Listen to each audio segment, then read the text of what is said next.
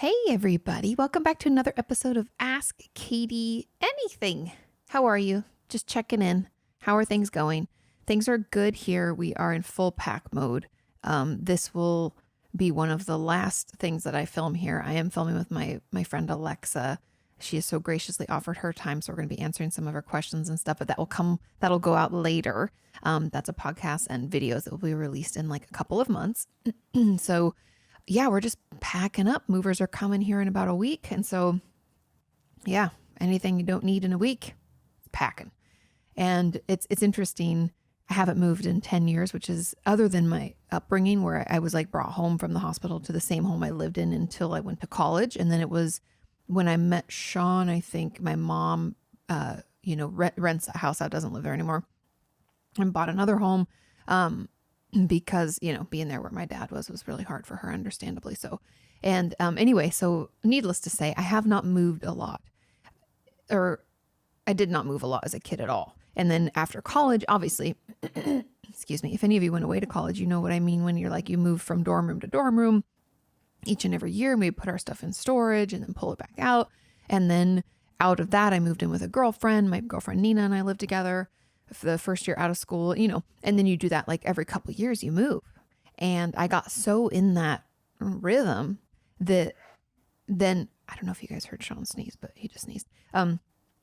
Anyways, you get so in that rhythm that then when you don't, it's kind of weird. And now that we're moving again, I'm like, oh my God. And I'm finding all sorts of random stuff, which is kind of interesting. It's like a random, bizarre type of scavenger hunt, maybe.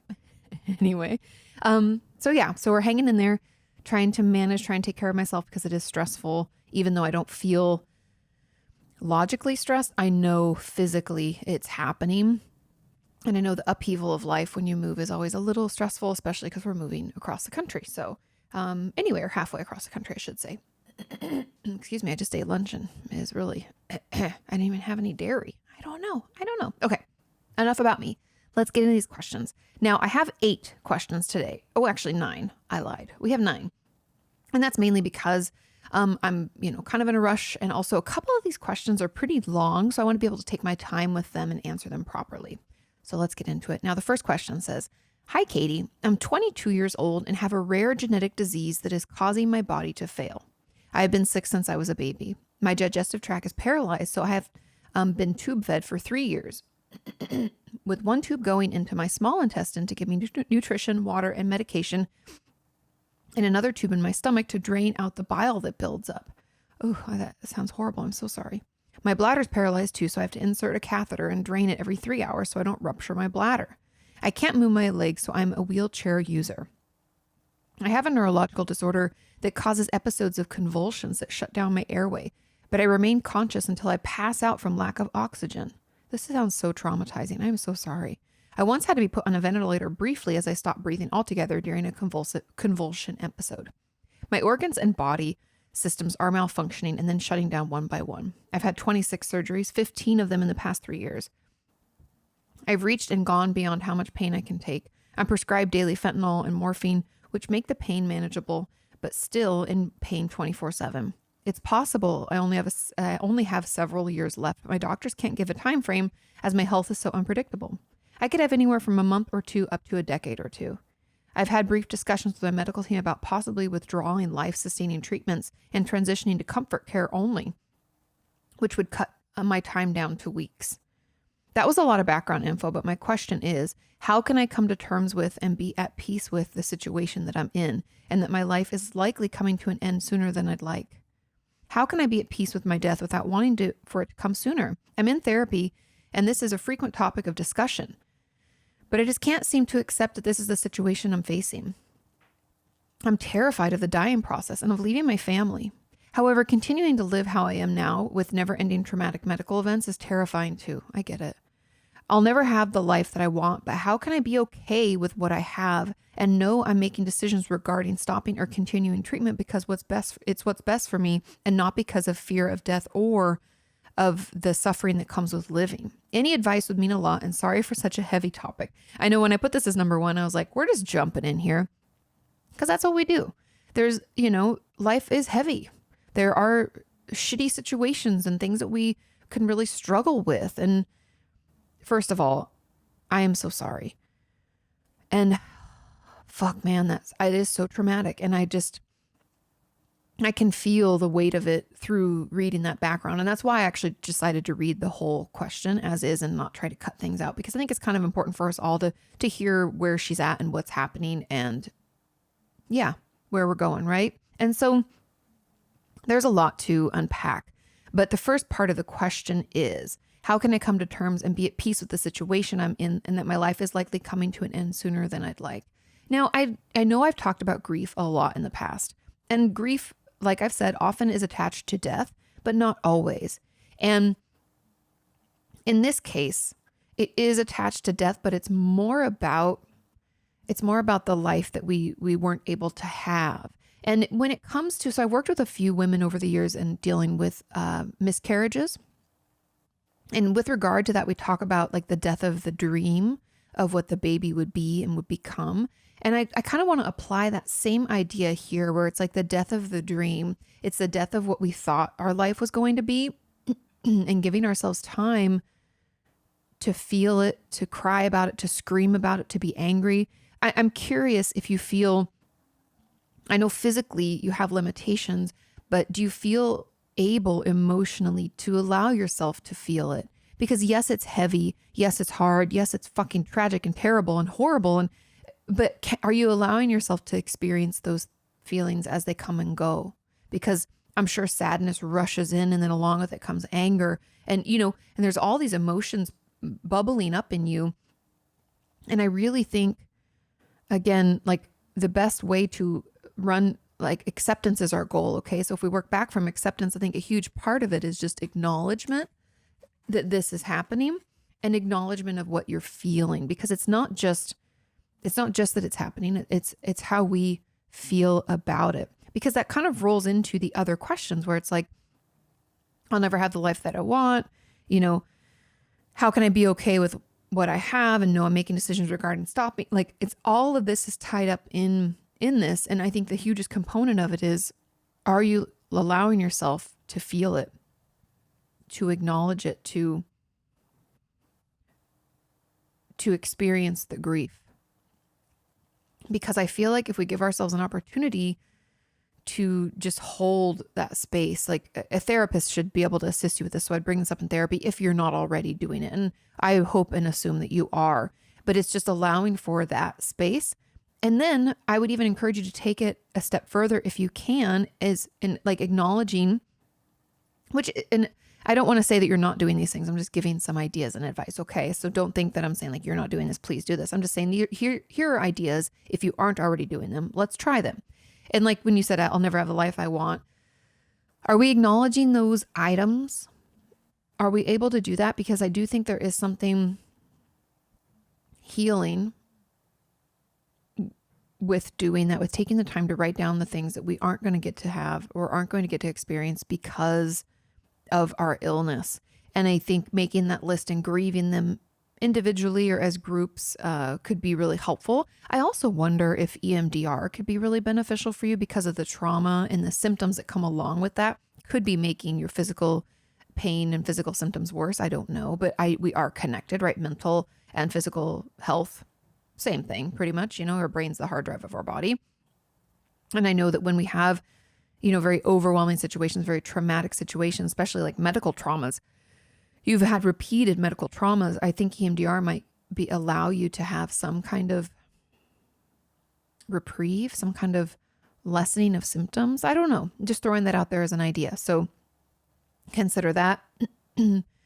And as much as you can, journaling, talking about it.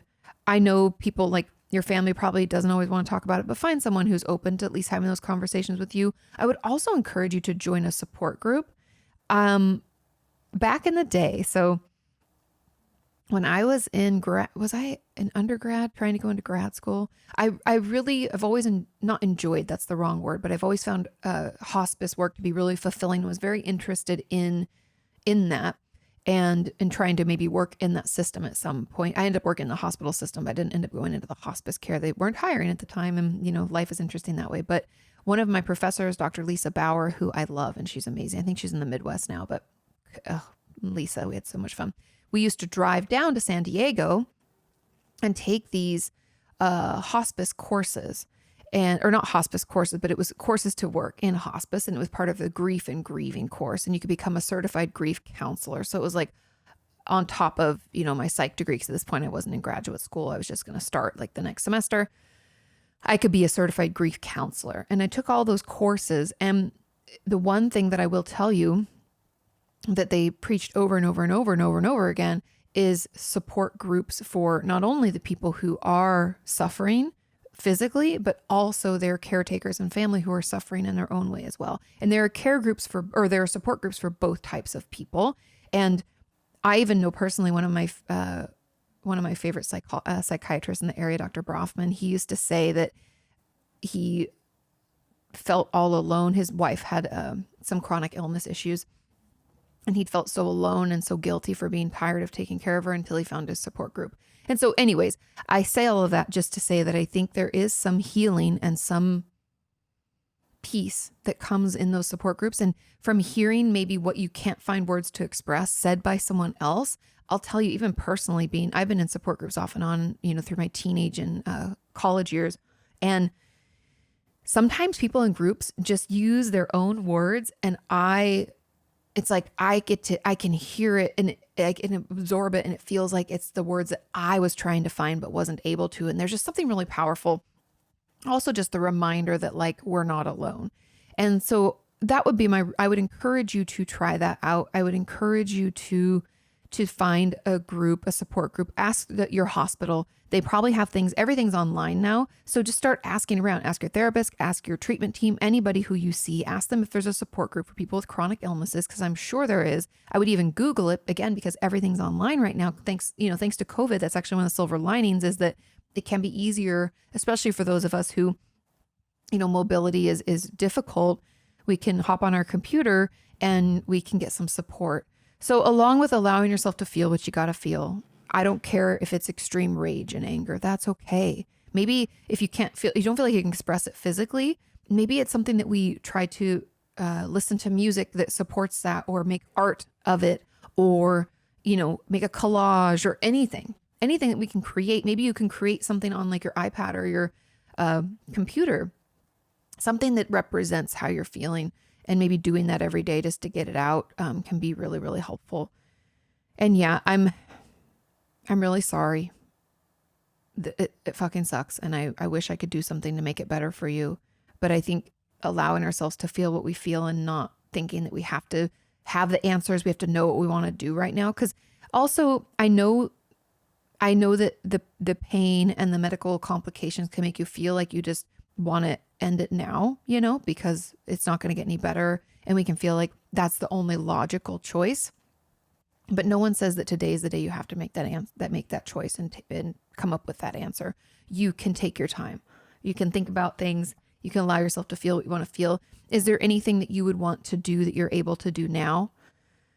Maybe that, now's the time we try to make time for that, take that opportunity to do it. I know things can be difficult, but that doesn't mean we have to completely give up hope. I feel like a little bit of hope's not crazy. It's part of what makes us human. Sometimes it's what we need. So anyway, those are just my thoughts. I hope that is somewhat helpful. Again, I don't have an answer for you, other than some of the things that you can do to allow yourself to feel it and get support. I would also encourage your family, your parents or siblings, if you have any, to get into some kind of support group as well, because grief is hard, grief sucks, and knowing that other people are in it with us and having other people share their insights can be super, super healing. Okay, let's move into question number 2. And it says, "Hi, Katie. I would love to hear your thoughts on why therapists are so stubborn that their way of being a therapist is the only right way. For instance, I was watching another therapist here on YouTube. Don't worry, I like your channel better. Winky face, that cracks me up." It made me giggle when I first read it, so I had to share it here. So another therapist here on YouTube who was absolutely horrified that a therapist in a TV show hugged a client at the end of a session. I wonder why they'd be horrified. Because she thinks that there can be no touching in the therapeutic relationship. Wow. I then read a book, nonfiction, where the psychiatrist had people in group therapy for years and years, and for example, would attend clients' weddings, which I thought was a bit strange, but the clients seemed very happy and helped by his personal approach. So then I thought, who am I to judge? And sometimes you seem to have some principles that I, as a psychology student, don't really agree with. So what determines right and wrong?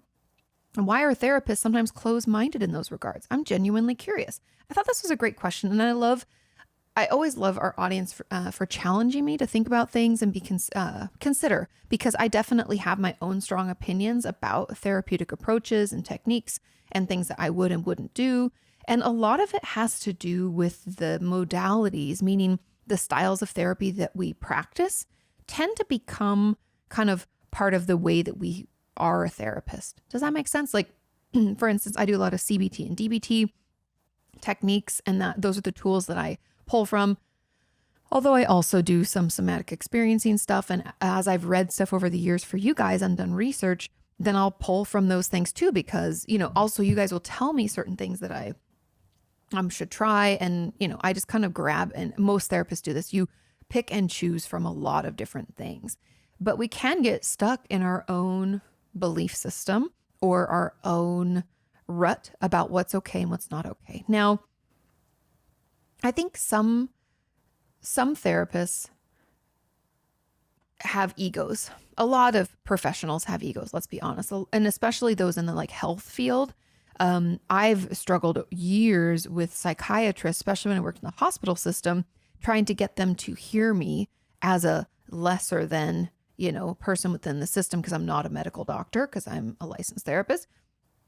They wouldn't want to hear me out, even though they spent 5 minutes with a patient and I had spent 50 minutes, for months. They still didn't really want to take my advice or hear me out on things. And so anyways, I think some people get egos and think that they know what's best. I think others, and for me, in my opinions, because I definitely have strong opinions about certain things, like I believe in treatment plans. I believe, therapists shouldn't share too much about themselves. All of that is based on a couple of things. Number one, the modalities that I choose to use in my practice.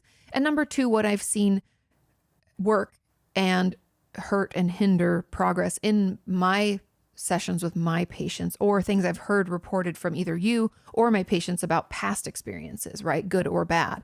And so I've kind of just gathered things throughout the years, and I'm very big on boundaries, because DBT is my jam, man. So boundaries are very important, and I might be more rigid than others, but I'd like to think that I personally wouldn't be appalled or horrified by any, unless it was unethical or illegal things that were happening. I don't think I'd ever be appalled or horrified by it.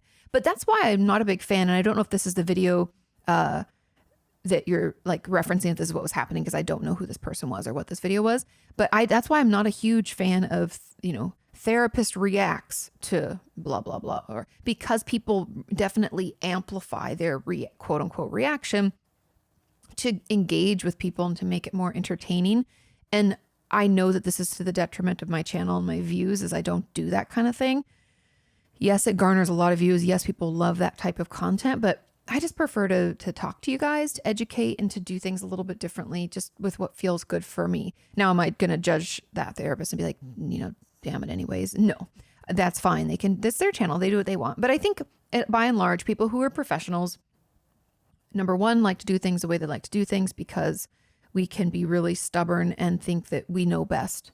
And we're not always challenged to think differently. Number two, we can have, egos about it. And number three, it could be based on the modalities that we practice. So there's quite a few different reasons that I think people like therapists could be really stubborn, but there are ethical stuff. Even in this question, the no touching a therapeutic relationship, you can definitely hug a patient if you feel like it's appropriate and it's okay. And they've asked for it. You as the therapist should never ask for the hug. That's putting the patient on the spot, and that's not appropriate. You can see how if you dig into law and ethics, there's a lot of gray areas, and some therapists get so scared about something happening that they have these lines they've drawn where it just is protected, because it's protective. Sorry, I didn't enunciate there. Even just because Sean and I are moving, I was going through my filing cabinet and I found my stack of books, Professional psychotherapy never includes sex. And these are books you're supposed to hand to someone if they've ever told you that they've had a therapist or other professional, psychiatrist, things like that, try to get romantic with them in some way or try to have a sexual relationship with them. You're supposed to hand them that book and be like, it should never include it. That was unethical and that's not right, And so I could see maybe the no touching. I brought that up because I could see maybe this therapist thought of like, no touching ever could come from that because they're thinking, professional psychotherapy never includes sex. Although I think a hug every now and again is perfectly fine and acceptable. And that's why it's important you find a therapist that works for you also, because I could really talk about this, as you can see. But the last little bit that I really want to pinpoint and talk about is when the person mentions that they read a book, nonfiction, where the psychiatrist had people in group therapy for years and years, and for example, would attend clients' weddings. Now, this is a gray area and something that I've had a few colleagues in the past get in trouble for things like this when someone then later filed a complaint or they had some issues, because this is a gray kind of overstepping boundary area. But I will be honest that in my practice, I have attended a wedding and a quinceañera. And I did it not because I wanted to go. This is a very different way of attending and doing.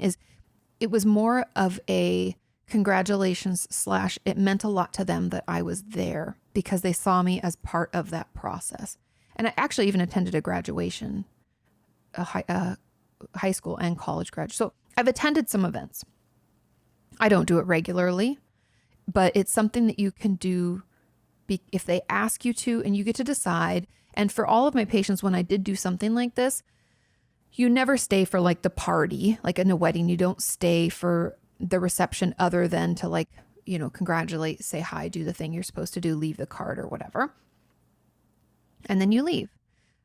But you don't get drunk with, it's not acceptable, but it's more about being there for them as a way to celebrate their successes and the progress they've made and being part of that, So it's a gray area. Again, I don't do it a ton, but that's why people do that. And that is a little strange. Not everybody's comfortable. And like I said, I haven't done it in years, probably 4 years, because I had a couple colleagues have issues with stuff like that being brought up, and they'd had people get, I know this sounds wild to say, but people get complaints, pretty, not regularly, but sometimes. And they'll bring up instances like that where, you're at said event and they're like, well, why would you do that? That clearly shows an overstep of boundaries and it's ethically gray. And so you can see why it's not like a preferred thing, but sometimes it means a lot to the patient. And I think it can be therapeutic when done properly.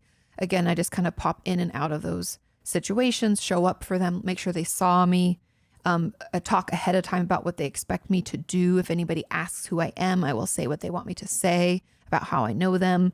If they want a photo, we'll take a photo and then we leave, I leave. So yeah, I hope that kind of explains it, but really it's more about therapists are people too, and people get stubborn in their ways a lot. And I try not to have too strong of reactions. Hopefully you don't see that I have too strong of reactions, but I think every therapist figures out their own way of being. And that's why it's important when we're finding a therapist, we find one that fits with us. So, okay. I hope that helps. I hope that gives you some insight. I found that to be such an interesting question. So thank you for asking it. Let's move on to question number 3. It reads, "Hey, Katie, I've been in therapy for about 2.5 years. Sorry about that. And starting to finally feel like life is good and my brain doesn't spin off all the time. Yay. Working on allowing myself to feel good. I love this. But I'm struggling with my thoughts. They run so fast. Trying to stop them is like throwing a stop sign onto a highway. It just gets run over. Sometimes it makes it hard to work. Other times, work is a great distraction. I feel like there are constantly movies running in my brain, stories that don't exist, sometimes good ones, sometimes scary. It's hard to keep my thoughts slow and in the present. Also, because of this, talking is really hard for me. I don't know where to start, and suddenly the thought is so complex that I can't even say it out loud, so I just don't speak when I feel like the thoughts and trying to see the real world is just too much. She says smelling a J-bomb, and I'm trying, but I really can't write that fast, and stripping this text down is hard work. I agree. I don't think journaling is the one for you, so don't worry. I'll hold on to that J-bomb. It happens in therapy a lot. I don't think my therapist knows why I'm talking much.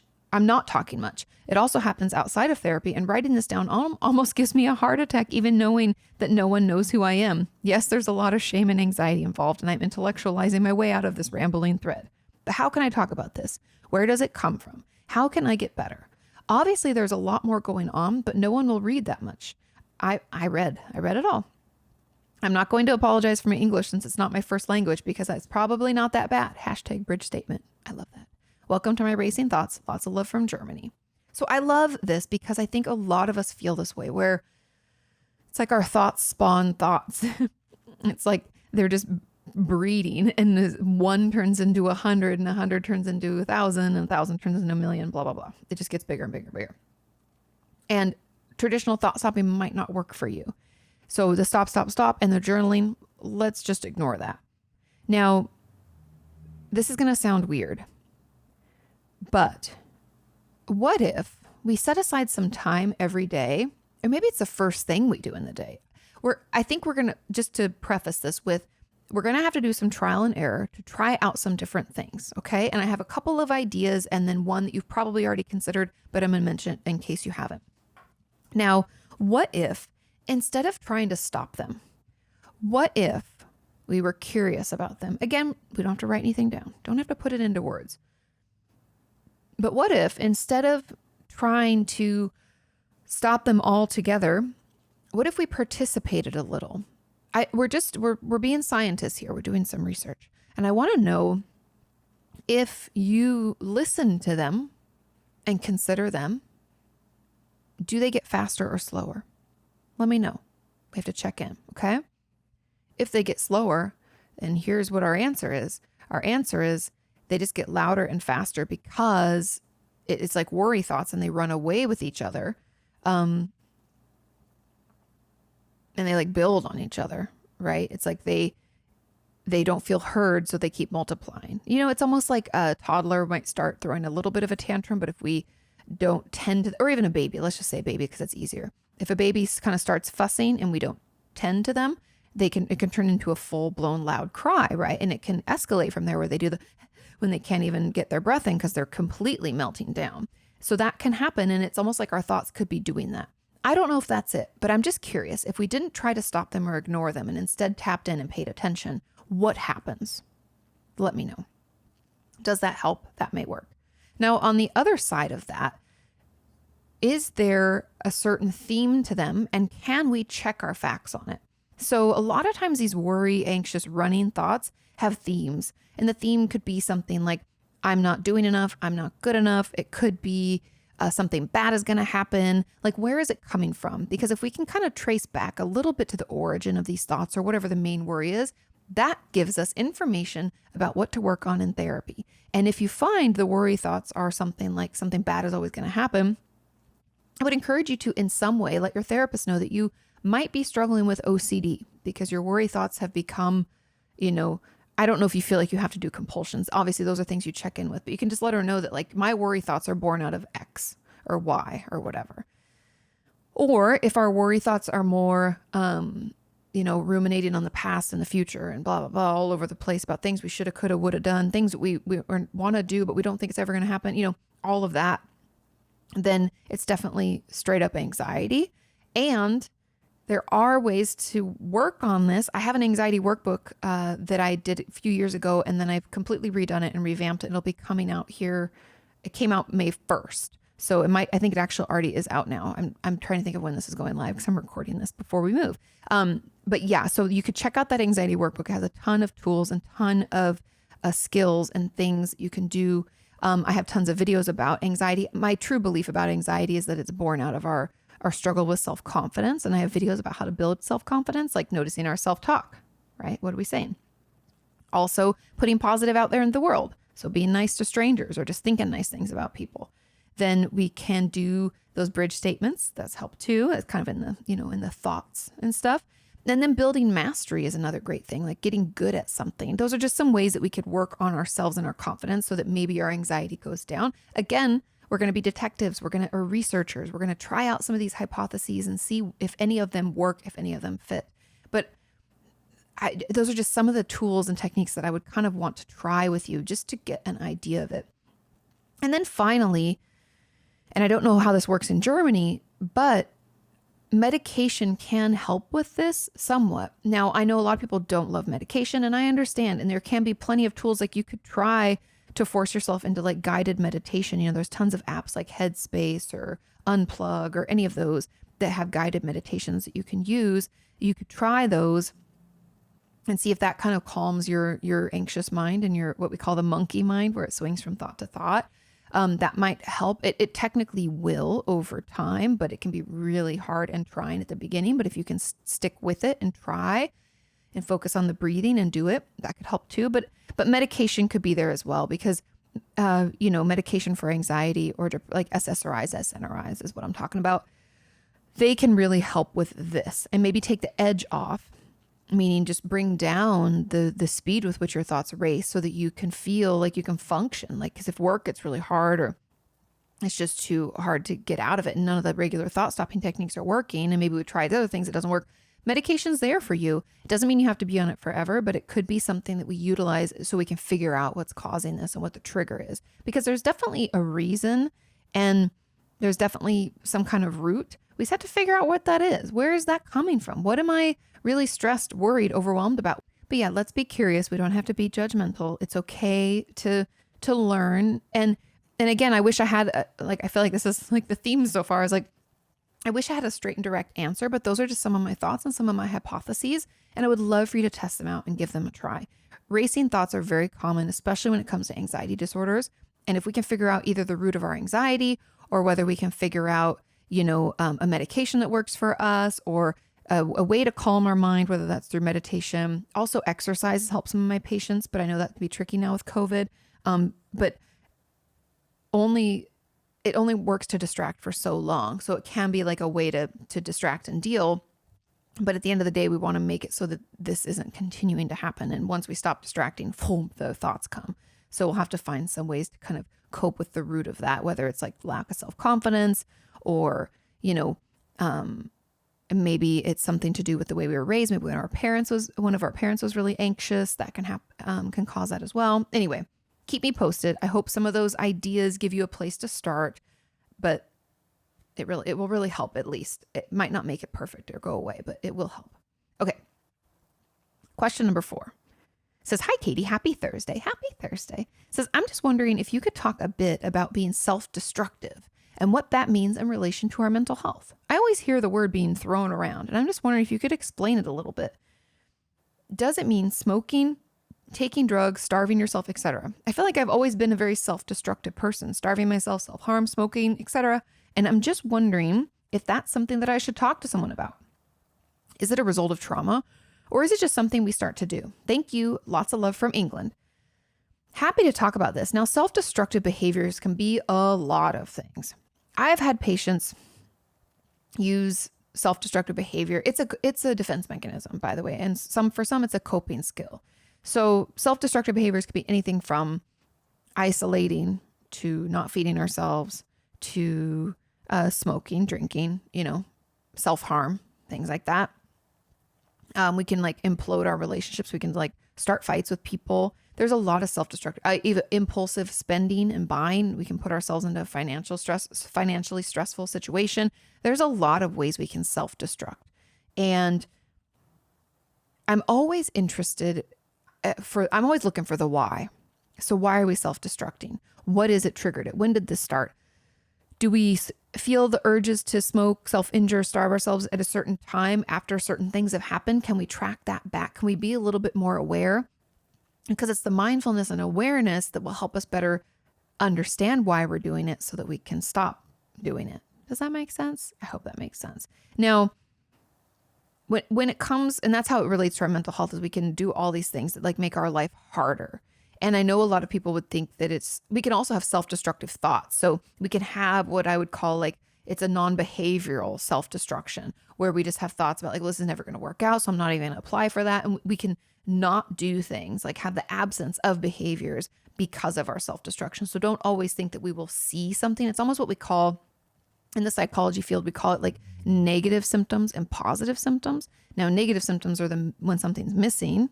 Positive symptoms when you add something to it. So a positive symptom would be like me smoking or drinking. I'm adding something to myself and my environment. Now, a negative one would be like me not showering or me not engaging with people or something. I'm taking something away, right? And those are both very important to look at.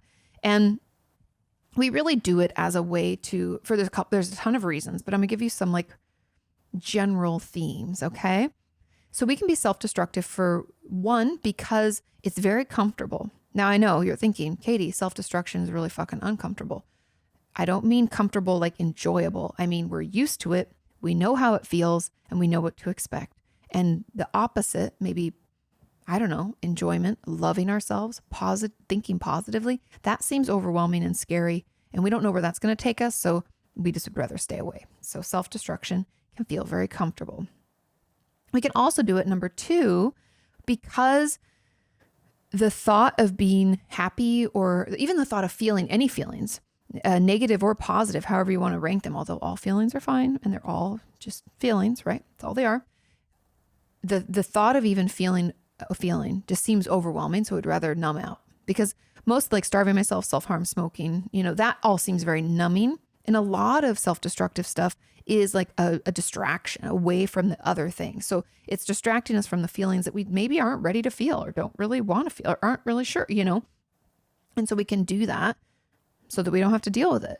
And also third, I do want to say this, and I don't mean it in the way that I don't mean it that we're doing this for attention. So don't think that that's how I'm talking about this. What I mean is this might be the only way, this self-destructive behavior might be the only way that we get needs met. And what I mean by needs is that as humans, we all need love, support, to feel heard and understood. We need that connection with others. And sometimes in dysfunctional families or emotionally absent, maybe workaholic parents, we can feel like the only way for us to get their attention or their praise or for them to even take time off of work to spend time with us is when we're in treatment or when we're in the hospital or when we're doing self-destructive behaviors, or maybe they only show care and concern when we're starving ourselves, so there can be that reason too. And that can, even when we move out of our home, that can still follow us. And that can be the way that we think we can get people to give us the love and attention that we need. Again, being attention seeking, I know it's gotten a bad rep online and people talk about it like it's horrible, but we're all attention seeking. We all need attention. I really wish we'd stop talking about that in a bad way and start talking about like the whys behind it and understanding like that it's just a human condition, but all of us go about it in different ways, because that's really the truth. So yeah, it's definitely not a healthy thing, but that doesn't make it bad. Like it should be shame filled. It's just, we all do unhealthy things, right?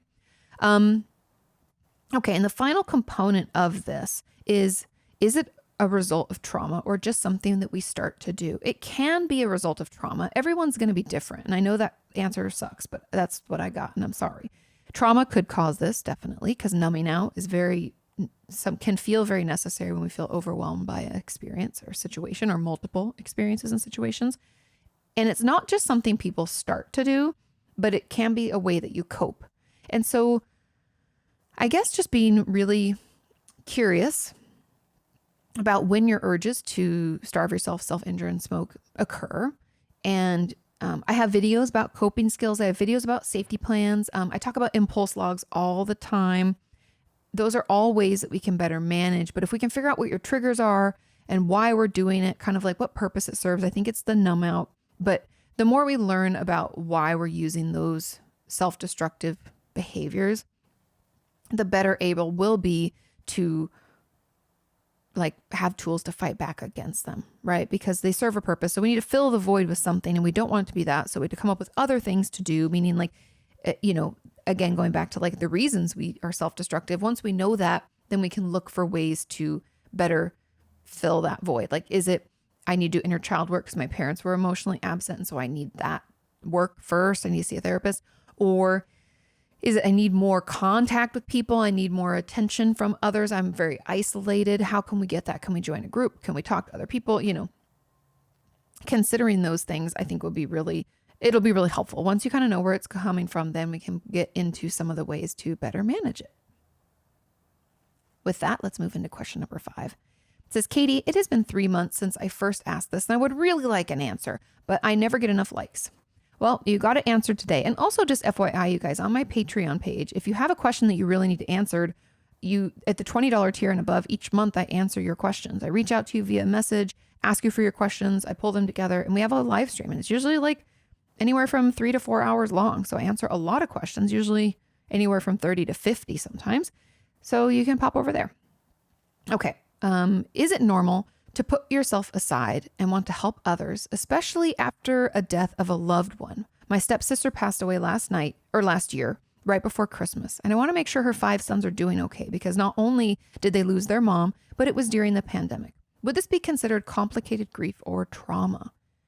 I think a lot of times in times of crisis, which is what this is, the death of a loved one is a crisis, right? You can be in shock. We can be overwhelmed. Grief might not have even hit yet because there's so much to do when someone passes away, which no one told me that before my dad died, but there's so much logistical shit you have to do when someone passes away that you can get caught up in that for honestly, probably 6 months. Getting things sorted and paperwork and all that garbage can keep you busy and distracted. So grief sometimes comes later. Now, putting yourself aside and wanting to help others, I don't think is a complicated grief or trauma. Definitely you could have those things, but it wouldn't be because of that. I think because she has 5 sons and you're just wanting to make sure that they're okay. You're nurturing them. You're being the, kind of their surrogate mom while you figure stuff out. And they lost, you lost your stepsister, they lost their mom and your family, and you're working it out. I mean, I do think that if you aren't doing anything for yourself, meaning you're not eating enough, you're not showering, you're not feeding you're not nourishing your body, that would be worrisome, and I would be worried about that. But other than that, I think it's kind of normal for us to kind of come together and group. I mean, I think everybody who's lost a loved one would say that family and people you knew and maybe you don't even talk to that often, come out of the woodwork and bring you casseroles. Or maybe it's because I grew up in the country, but everybody stopped by with we got you a spiral cut ham. Here's potato casserole. We had so much food, and it was just my mom and I, because my brother was in the Peace Corps. So he didn't even make it back for that. And so you have all of this food and all this stuff. And I think but I'm just saying that because it's normal for family to come together. And I bet your nephews are really grateful for you. But I also want to throw in there that I think you should now, it's been a year, you should be able to put yourself first again, because we're out of that crisis zone. It's not to say that the pain is gone. It's not to say that the grief is gone. I'm just saying that the crisis is over. It's not active anymore. And now I want you to allow yourself to grieve. I would, based on this question, because I don't know all the information, I would assume maybe it's less of complicated grief and more delayed. It's just delayed grief because you didn't have an opportunity to grieve it earlier. And that sucks, but it was something that a decision you made to take care of your nephews. Yeah. And also death can be traumatizing depending on what happened and how it happened. I definitely think that a death could be a trauma. But that would be something that I would want you to talk through with a therapist. We'd want to see a licensed professional to get assessed for things, because based on this question, the limited information that I have, I think you definitely went into mom mode, went into protection or nurturing mode, put yourself last. A lot of us throw ourselves into things to distract from the pain, which totally makes sense. And now that the crisis is over, you're kind of left wondering probably is this complicated grief? Why do I feel so shitty still? It's been a year. I encourage you, instead of considering the time since your sister passed or your stepsister passed away, consider the time that you started allowing yourself to feel it, which sounds like it might be today, because it's in that allowing yourself to feel it that you start to find healing, and grief doesn't go away completely. I'd like to tell you it does, but it doesn't. but you allow yourself to at least work through it to a point where you can function in your life again and you don't think about it 24/7 and you don't cry about it every day. It just kind of pops up here and there because that's grief, And I think the more we fight back against, or the more we try to numb out or distract with other things, the longer the pain will hang around, or the grief will kind of just linger for longer than it really needs to. So working with someone, giving yourself the space and time to feel it will be healing and will help you move through this. And I'm so sorry for your loss. Okay, let's move on to question number 6. And it says, "Hi, Katie. I have a question related to sexual trauma. Is it also called sexual abuse if it was done by someone you love and they didn't mean it badly or sexually? I had a parent who was very open about sexuality and wanted to break the taboo that you shouldn't touch a child in intimate places. I didn't mind at the time because it was lovingly, and I thought it was normal, but now I'm scared to engage in sexual relations because it was abusive. I'm not sure my fear of intimacy comes from these experiences because it wasn't done with the intention of power or lust, but a form of love and sexual education. I feel sad for that person to tell someone because that person didn't mean it that way at all. Does this happen more often, and how do you look at this? And sorry for my English. Your English is impeccable. No problem. Okay, let's talk about this because that's sexual abuse. And the thing that is hard for people to understand, and this is kind of where grooming comes in. And I've talked about grooming off and on, and it's a topic that we can dig into more if you want. But grooming really is when someone like slowly manipulates, usually children, but someone younger than them, by becoming friends with them, slowly kind of isolating them a little bit from their family, telling them not to tell them. They don't get our relationship, right? They kind of try to make it like it's just you and I. And then they slowly desensitize you to what would be considered sexualized behavior, which is what this is. And we can say it all we want that it wasn't out of a form of for power or lust, but form of love and sexual education. No, you were sexually abusing a child, and you're too young to consent, and that's not okay.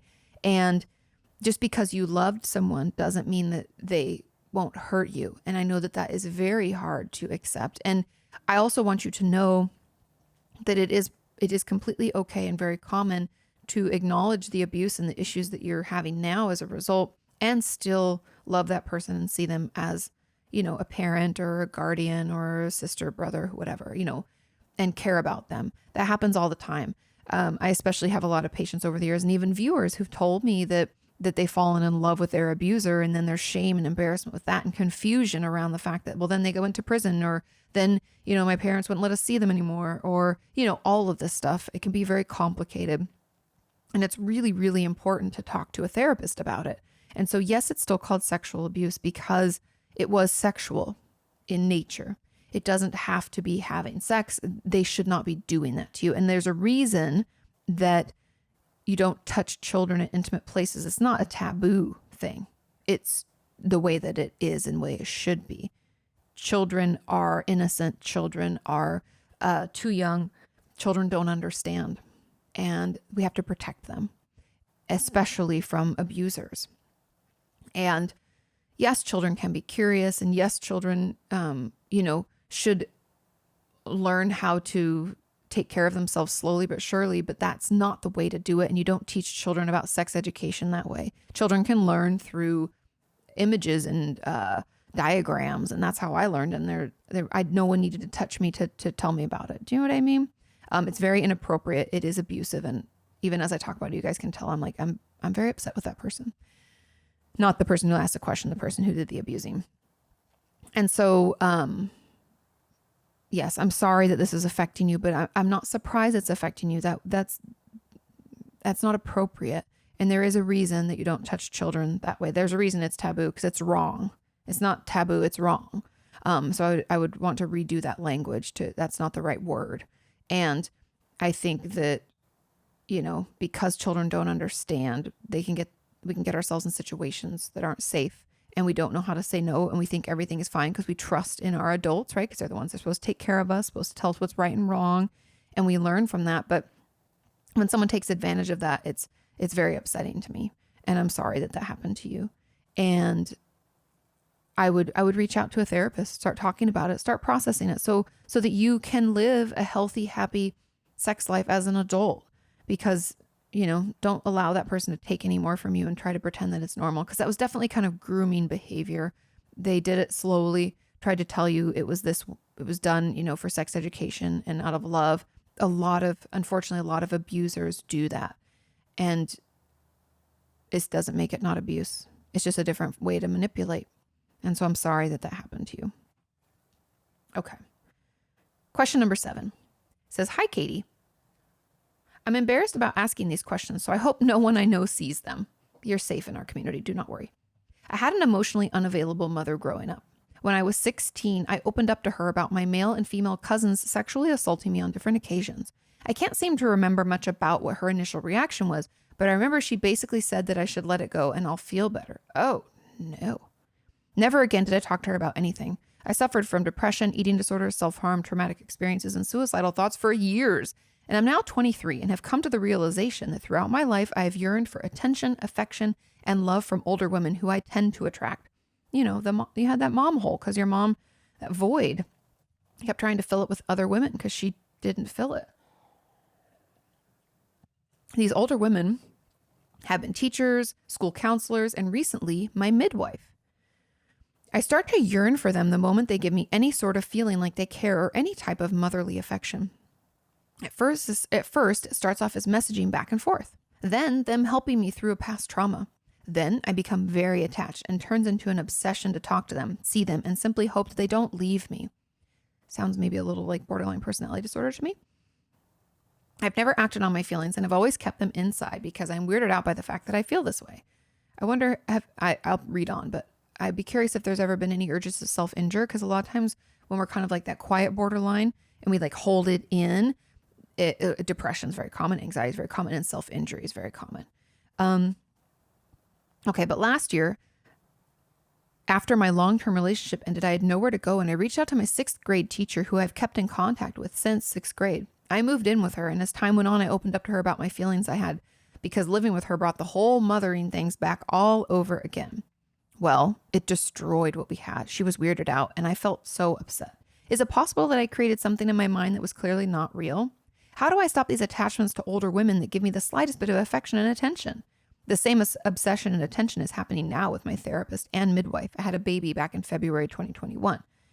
I'm being very hard on myself and not opening up to my therapist because I'm afraid to overstep boundaries, and I've canceled many appointments with my midwife for postpartum depression because I'm afraid my attachment will get the best of me. I'm also a lesbian, so I feel embarrassed and like they'll feel grossed out. Oh, I'm so sorry. That shouldn't. Okay, we'll get into this. I've seen many videos where you cover this, but I need more answers and more talk on the topic. Sorry it's so long. I can't explain it any other way. That is fine. Let's get into this, and we'll get to it in order here.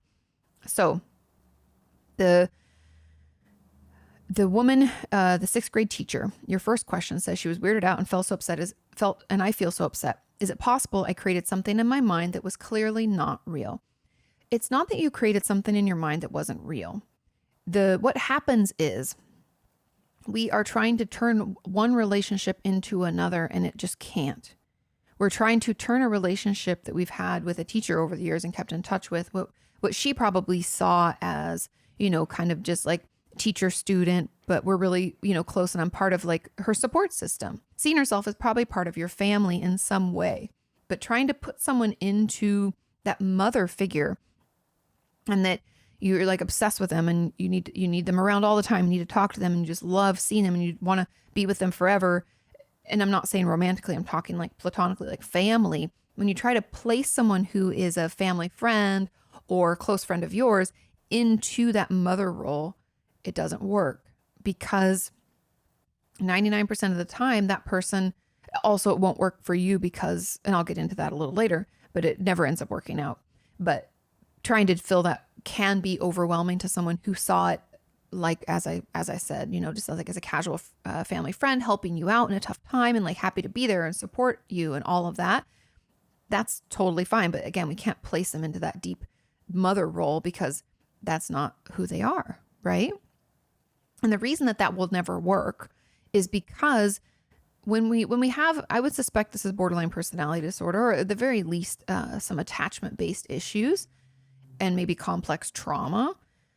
But when we try to put somebody into that hole, we are putting all of our emotional stability, our well-being and our mental health as a whole in their control. And that's what's really dangerous about it, because we cannot rely on other people 100% of the time. People are going to misstep. They're going to not show up for us because they had to do something else. They're going to not get back to us right away, or maybe not return our call for a couple of days because things are crazy. Life is busy. People have their own lives. That's why it's so dangerous to try to take that person and place them in this void, because they're going to let us down. They're going to not be available, because that's normal and healthy in relationships, but very difficult for some of us who feel complete overwhelm and emotional, intensely emotional about the thought of someone not being there. And then we jump directly from 0 to 100 to they're going to leave me and I can't cope. Right. And that's kind of the BPD models. We swing from those things, and it can be really overwhelming. Like I've talked about for years, one of the best ways I think BPD is described is as an emotional burn victim. Like everything is super, super sensitive, and we just almost can't we just can't cope because we don't have the skills. That's why DBT is so effective, and why, that's what I actually recommend, but we'll get into that. Okay. So then how do I stop these attachments to older women that give me the slightest bit of affection or attention? Now, the best way is to honestly find a therapist who does DBT and get to work there. You can let your therapist know. I don't know if your therapist does DBT or understands borderline personality disorder or attachment-based issues. I don't know which one it is. I'm not here to diagnose you, just telling you some things to maybe talk about, ask about. But canceling appointments and not seeing them isn't going to make it go away. But I respect your effort to try to keep it at bay right now until you figure out what's going on. And so the attachment that urge that you feel, that deep urge that you're feeling that's pulling you toward people, can be assuaged. We can find a way to calm it and to satisfy its urge, but it has to happen in therapy. Usually it's DBT or some inner child work and attachment-based work, where we learn to listen to that child of us, the child you. We get into conversations with her about the upsets and, the things with your mom and the pain and the trauma. Like I think there's a lot to unpack there, and a lot of healing to be done. And it is okay to feel somewhat attached to your therapist, where you're like, I really don't want them to leave because we've been doing so much work together and I really enjoy talking to them. However, when we feel like we need them and it's an obsession, that's where it tips into that borderline type. If they leave me, I'll be lost forever. It's that ultra sensitivity we have to the potential for us being abandoned. That's really the best way is through that therapy process, through either, DBT. Even a trauma specialist could be really beneficial. Usually they understand a lot of DBT as well as attachment-based things, because that kind of goes hand in hand with trauma. But those are the ways that I would go about it. I also recommend, if you're looking for some DBT workbooks to maybe offer to your therapist to start working on it, they're all in my Amazon store. So you can just go to amazon.com/shop, SHOP, /Katie Morton, and all of them will be in there. So you can check those out. But I hope that helps. That really, I've answered all of the questions so far, and you really just have to keep us posted, because it's definitely, I want you to know that you have every right to be experiencing things the way you're experiencing them. Unfortunately, you'd never had, your mom was not supportive. She didn't help you. You came to her with a problem when you were a child, and she did not offer any nurture. And so working on that, even in EMDR, if you were able to do EMDR for the trauma, working on finding that nurturing person, or it could even be an imagined person, could be really healing for you. And I think there's some work with that, like nurturing that inner child of yourself, like being able to be that nurturing person. Maybe if you have a pet or a child, you had a child right in February. Just considering the love and compassion you feel for that child, and imagine that's what you're needing, and how can we give that to you as well? I don't know, just some things to think about. That's the direction that I really feel it needs to go in order for you to get some relief of these symptoms. Because the one thing that people just don't understand about those of us with BPD is just how fucking uncomfortable it is. No one wants to feel emotionally volatile and all over the place. No one wants to worry all the time that people are going to leave them. It's really exhausting and really uncomfortable. And so I think those are some of the ways that we can get you some relief. Okay, let's move into question number 8. And it says, "Hi, Katie. I've struggled with body image for 5 years. I was never fat or anything. Other people actually liked my figure. But did you? I'm curious because that's interesting. That's interesting. All right. But I just wanted to be skinny. I was eating really healthy and exercised moderately, but still, I wasn't skinny enough. For who? I have a question. So one day I said to myself that if the only way for me to be skinny was to starve myself, then I'm going to do that. I really lost weight, but after 4 months of restrictions, I began to binge. Of course, our body has needs. I didn't want to gain, so I again starved myself and fell into a binge purge cycle.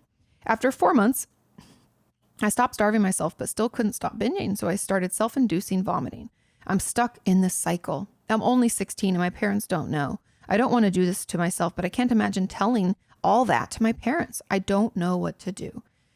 Okay, I love this question. And the truth is, we need to get you in to see someone. So you're 16, so technically you don't need your parents to know about it, but it would really, really help. Now, we don't have to tell our parents about this, but I'm urging you, I have videos about how to tell our parents we need help. Search for those. I talk about how we need to break it down into 3 to 5 very short bullet points. Like, hey mom, or whoever you want to talk to. Hey dad, whoever you want to talk to, if you want to talk to both, that's fine. I want to talk to you about something. I've really been not feeling well lately, and I really would like to start seeing a therapist.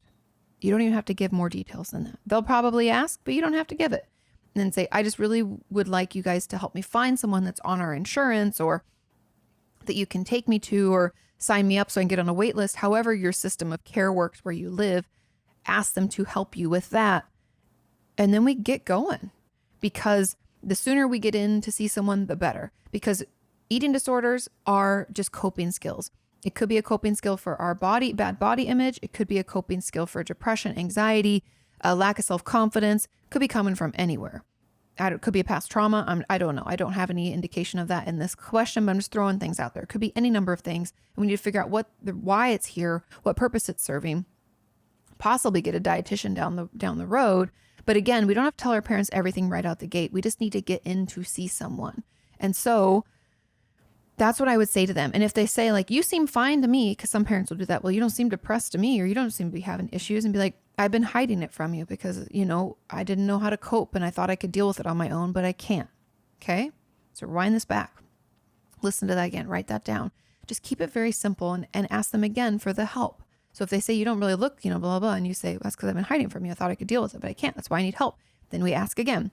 So would you help me find a therapist on our insurance or whatever, and pay for the copay for my appointments? Can we do that? Let's get in to get some support. Now, when you're looking for a therapist, when you call, maybe go on a walk or get out of the house to call and make an appointment. Make sure you ask them if they work with eating disorders. Your parents do not have to know all of this. I know that you're not 18 and people always worry about confidentiality, but therapists are not supposed to tell parents everything. They're only supposed to tell them things that could be dangerous. Like I've talked about this before, but my law and ethics professor used to call it sex, drugs, and rock and roll. And it's like when there are things that are dangerous, like if you're having unprotected sex and you just found out your boyfriend has an STD, or he's much older and we have to report it. There's a lot of things that we're going to have to tell parents about. But when it comes to eating disorders and your work in therapy, I don't really see a reason for that until maybe you're ready, if you are ready, right? And that's something you can talk with your therapist about and let them know, like, hey, I don't want my parents knowing about this for this, that, or whatever reason. And you can figure out what the best way forward is. But please get in to see someone. Know that it does get better. Our eating disorders exist for a reason. We just have to figure out what it is. And then we have to find other better ways to cope, because like you said, it starts to feel out of control. That's the biggest lie that our eating disorder tells us, is it's all under control. It gives us this like false sense of control, which is really not control at all. But it does get better. Okay. Just remember that. And also please, please, please purchase the book, Eating in the Light of the Moon. I cannot recommend it enough. Such a beautiful book, especially for those of us suffering from eating disorders. Okay. Final question. Question number 9 says, hi, Katie. In your latest episode with Cheryl Burke, you talked about grooming. And I was wondering if you could talk a bit more about this subject, including ways to heal if you have been groomed, especially if the situation with the abuser was better than with the parents. Oh, thanks so much. Yeah, that's so common, unfortunately. And when it comes, truly, grooming is abuse, and it's a trauma. but it's a trauma bond. I don't know if you guys know, I don't know if I've talked about that before. I know I plan on doing a video about it. It's on my list. I have this like humongous running list of things, and it's always, not in order and things get out of whack. But I've been wanting to do a video about trauma bonding. And unfortunately, grooming, because it's a manipulation, it causes us to bond with our abuser and to think that our abuser is actually the person caring for us. And in a lot of ways, it can be better than with our parents. I had a patient in the past whose parents were horrifically abusive, and the person that was sexually abusing them would like take them to dinner and make sure they, had the stuff for school. And like, it was like they were the only half parent that they had. It just unfortunately came along with this trauma and this abuse. And they stayed in that relationship for a long time because it was better. And then there was a lot of guilt and shame associated with that. And I really, when it comes to healing from grooming and healing from abuse, it's really trauma work.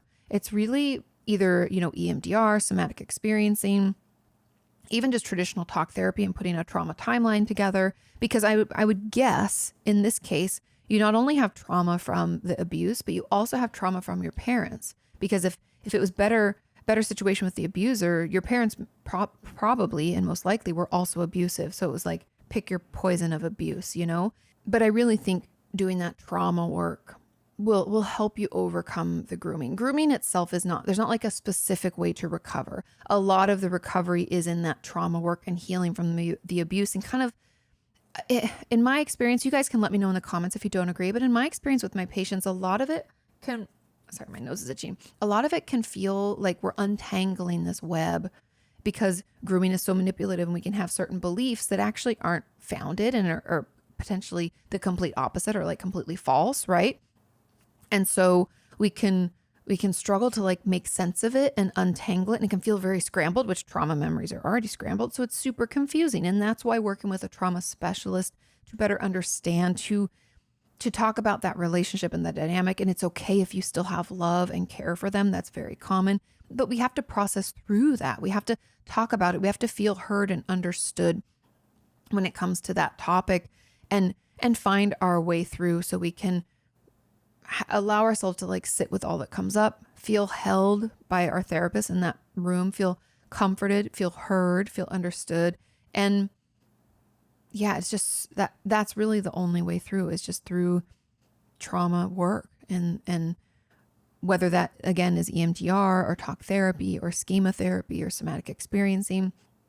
And there's even brain spotting, which is kind of similar to EMDR, but more focused on just your eyes and eye movement, and focusing on some sensations, things that are charged for you.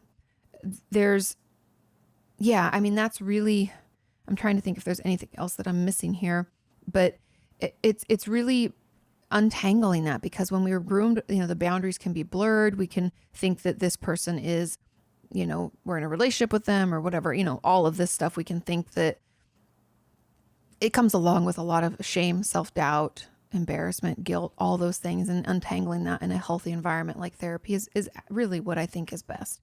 And I'm happy to talk more about grooming if you want, but unfortunately it's a tactic a lot of abusers use to get their, get children or get people to do what they want. And they do it, as a way to manipulate so they can abuse us. And I'm sorry that happened to you. But get into therapy as soon as you can.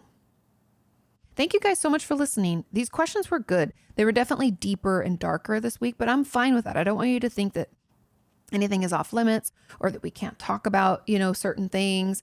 I want you to know that all questions are okay here. Everything is, welcome, that I'm happy to answer and talk about the quote unquote taboo or, hard to talk about questions, because we need answers, right? And I feel like we need to be able to have conversations about it. And as always, leave your comments below. Like, did I leave something out? Did you wish I would have mentioned something else? Did you feel like I didn't give you the answer that you thought? Like, give me some feedback and let me know. I'm happy to, try to do better always. I'm always trying to do better. But yeah, please share this podcast if you found it helpful. Please tell people about it. Please leave some reviews if you get an opportunity to. Thank you so much for listening and watching. Have a wonderful week, you guys, and I'll see you next time. Bye.